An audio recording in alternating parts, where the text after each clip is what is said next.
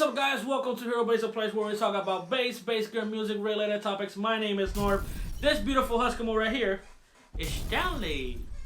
Want to say hello? He's biting me, but yeah, he says hello, and he's stretching, and we hope you're doing. And we hope you're doing awesomely well. So guys, today I wanted to do a follow-up video. I guess we'll call this the second part of a series we're talking about hand placement. And this time we are going to change the EQ. Yeah. So in this episode we're going to be changing EQ and this using my number one bass, Rocky, okay? It's a Music Man thing, right? And the reason I'm selecting this bass is because it has a 3-band EQ. So I have more tonal flexibility. So as of right now, for the first example, we're going to have everything detent, okay? What everything detent means in the active bass is that everything is right in the middle. Nothing is boosted, nothing is cut, nothing is added to the bass, nothing has been taken away from the bass. And I'm going to, first example, I'm just going to give you guys a run through the tone I have for this bass currently with the 3-band EQ set flat. Now, after that, I'm going to be switching EQs and I'm explaining each EQ as I move it and in what type of situation would I personally use it. This doesn't have to apply to everybody out there, okay?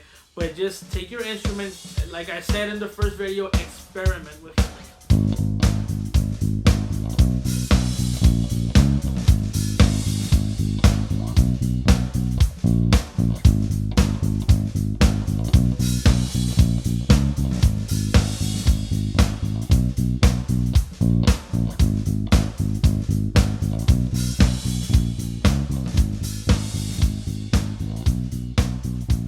So that was a pretty decent tone. It was okay. It was nice. And it does the job. With a lot of basses out there, typically, I say that loosely, but most of the bass players out there, we place our hands, or I should say our thumb, on top of a pickup and then we play from there. Some jazz bass players, they play on the front pickup like I did with the Kestrel bass and that in the first video we saw related to hand placement. Then I moved to the back pickup and so on and so forth. If you play P basses, typically you play on top of the pickup or in front of the neck or something like that. What I want you to do again, this whole thing is just to let you guys know to experiment, but here's what I would do if I wanted to like cut through the mix a little bit. I would boost the mids, cut a slightly here of the high, and cut slightly the low. And I'm gonna move my hand to the most playable position I can move after the pickup. Let's see how that sounds near the break.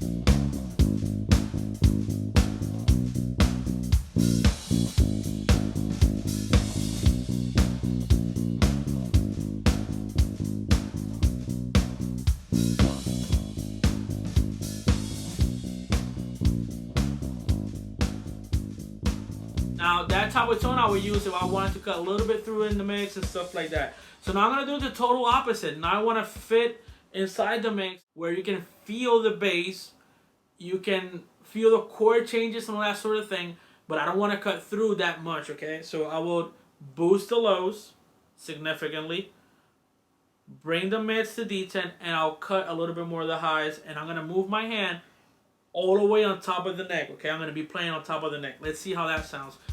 We're kind of getting like this a little bit of a synthy sound if you play it well.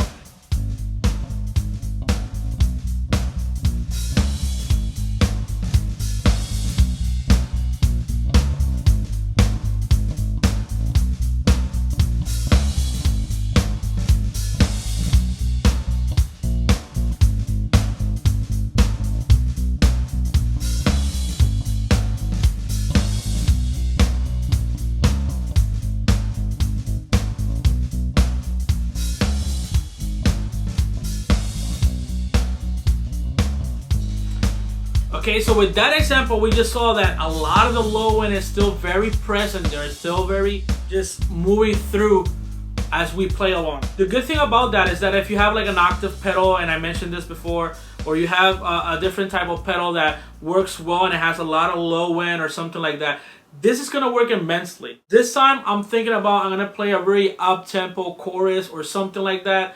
This type of tone for me works a lot better. I have a zero mod on this bass, and this is essentially a thumb rest. I'm gonna place my thumb in the middle point between my pickup and the neck, okay? So I'm gonna be playing around here. I'm gonna try to dig in more so we can get more of that mid-range tone. Okay, I'm gonna boost the mids and the lows. The high end is tenor D10.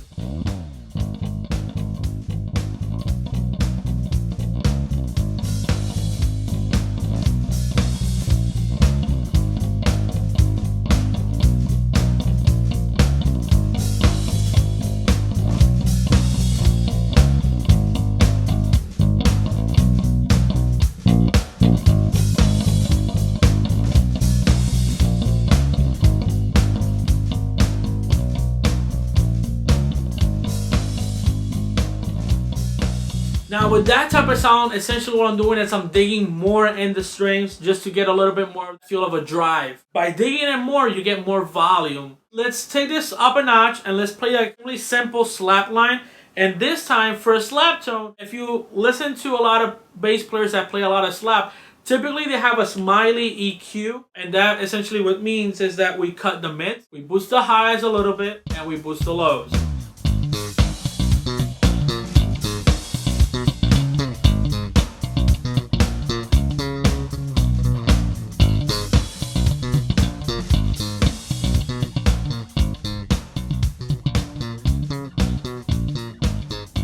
So people, I hope you enjoyed this video.